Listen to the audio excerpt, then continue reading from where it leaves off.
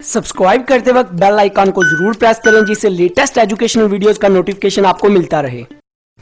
इस वीडियो में मैं आपको बताऊंगा परचेज रिटर्न क्या है और सेल्स रिटर्न क्या है। तो एग्जांपल के साथ इजी वे में आपको इनका बेसिक लॉजिक, बेसिक कॉन्सेप्ट बताऊंगा। वीडियो में मेरे साथ रहिएगा। तो सबसे पहले purchase return. Purchase return transaction is when the buyer of a merchandise, inventory, fixed asset और other item sends these goods back to the seller। Purchase return नाम से ही पता चला। परचेज क्या होती है? खरीदारी। रिटर्न मतलब वापस।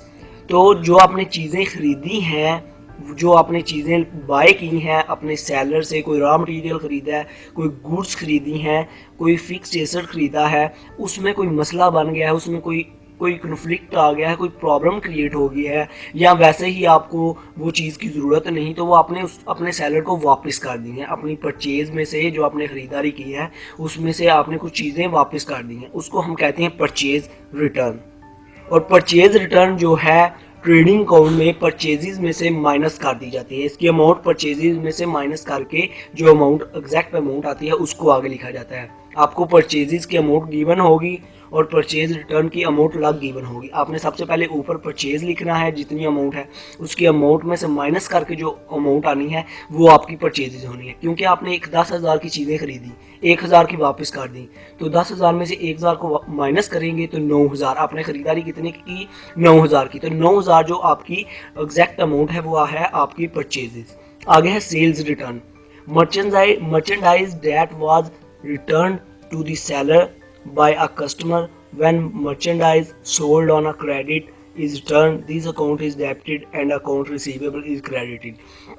सिंपल सी बात है। आगे थी परचेजेस, अब है सेल्स। मतलब जो आपने सेल्स चीज़ें बेची हैं अपने कस्टमर को, जो आपके ख़रीदने वाले लोग हैं, जो आपके क्लाइंट, जो आपके कंज्यूमर हैं, उनके पास जो आपने चीज़ें दी हैं वो आपको वापस आ जानी है। मतलब जो आपने चीज़ें सेल की हैं उनकी वापसी को हम कहते हैं सेल्स रिटर्न। मतलब आपने 10,000 की सेल की, उसमें से 1,000 वापस आ गई, तो इसका मतलब 1,000 रुपये की आपको रिटर्न होगी। आपकी जो मर्चेंडाइज है, आपकी जो गुड्स हैं वो 1,000 की वापस आ गई। तो आपकी सेल अभी 10,000 आपने सेल की थी, तो 1,000 वापस आ गई, तो अब कितनी रहेगी सेल? 9,000।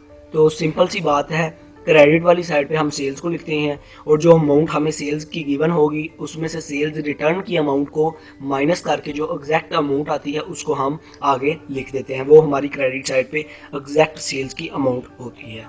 आई होप आपको इनका बेसिक लॉजिक पता चल गया होगा। वीडियो अच्छी लगी हो सब्सक्राइब और लाइक करना मत भूलिएगा। Good bye.